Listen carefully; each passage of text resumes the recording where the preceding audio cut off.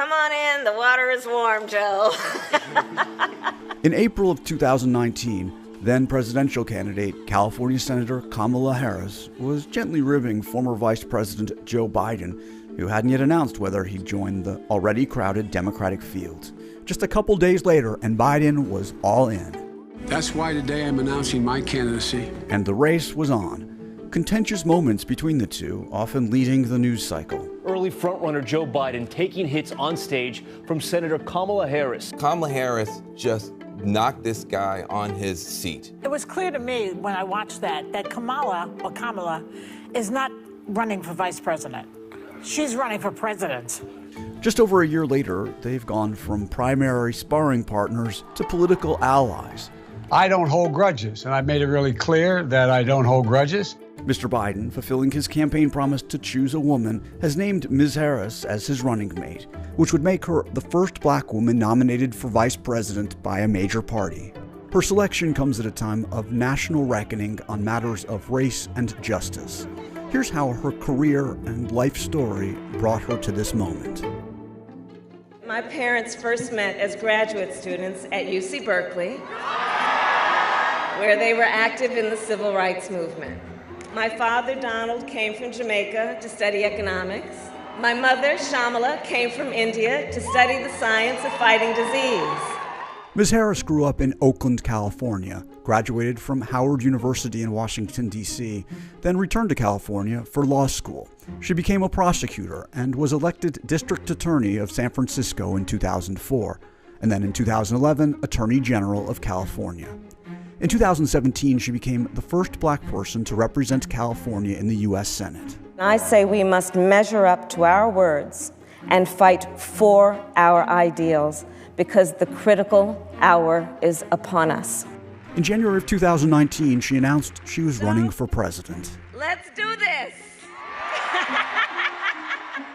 On the trail, trailing Senators Elizabeth Warren and Bernie Sanders in the polls that spring, she voiced positions appealing to the party's progressive wing. They say you oppose legalizing weed.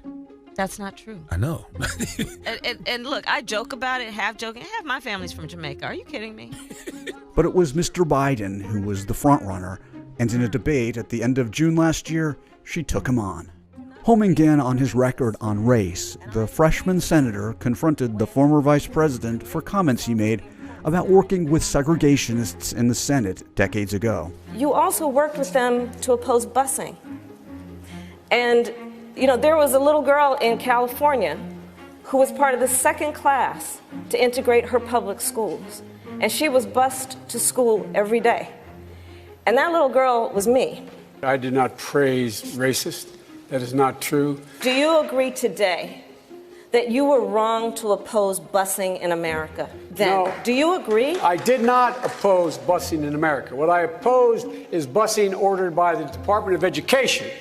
Mr. Biden, returning fire, raised questions about Ms. Harris's career as a prosecutor. I was a public defender. I didn't become a prosecutor. It was after that debate last summer that Ms. Harris hit her high water mark in the polls. Kamala Harris surging to second place.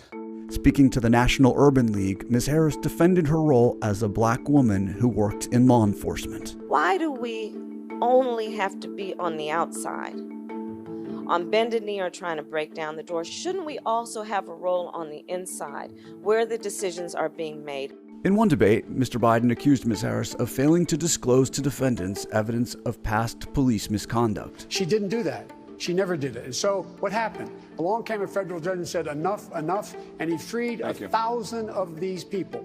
That is simply not true.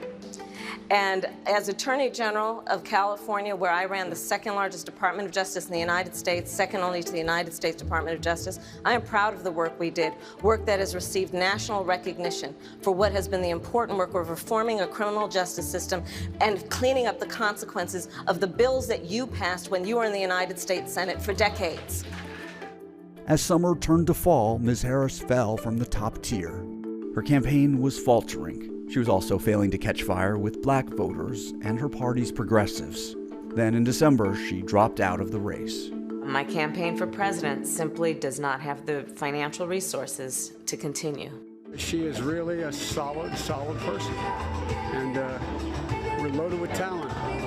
I'm sure she's not dropping out and wanting to make the changes she cares about. After Mr. Biden's big victory on Super Tuesday, political earthquake. These are the results nobody saw coming. I just wanted you guys to know. Ms. Harris told her supporters, I am with great enthusiasm going to endorse Joe Biden for President of the United States. I believe in Joe.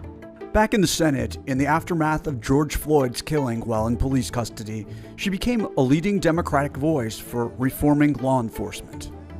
Where is the accountability and consequence when they abuse that power? Our bill is designed to address just that. We are seeing people putting their bodies on the line in the face of more excessive force and tear gas to stand for equality for all people.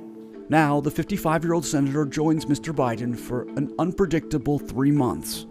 This movement will not accept anything less than real, substantial, substantive solutions. It's a new chapter in her career, coming at a time when the movement for racial justice, and now she herself, are at the forefront of American politics.